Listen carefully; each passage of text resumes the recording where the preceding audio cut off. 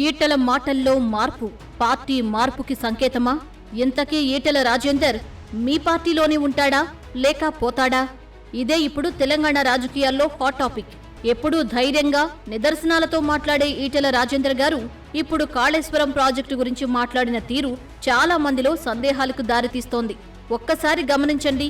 MP Etela Rajender తాజాగా media సమావేశంలో మాట్లాడుతూ కాళేశ్వరం అద్భుతమైన ప్రాజెక్టు, తీరని ఆలోచనకి నిదర్శనం అన్న మాటలు వాడారు.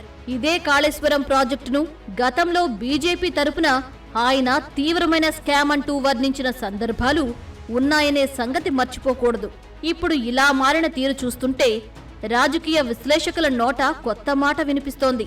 ఈటల గారు బీజేపీకి దూరంగా వెళుతున్నారా? బీజేపీపై అసంతృప్తి పెరుగుతోందా? బహుశా బీఆర్ఎస్ వైపు మళ్లే ఆలోచనలో ఉన్నారా? పాత బాస్ని మర్చిపోలేకపోతున్నారా?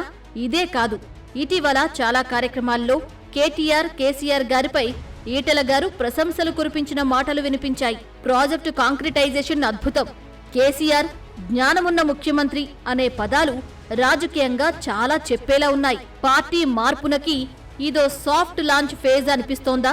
బీజేపీ తీరు, పద్ధతులు, తెలంగాణలో పార్టీ విస్తరణపై ఈటలకు నమ్మకం తగ్గిందా?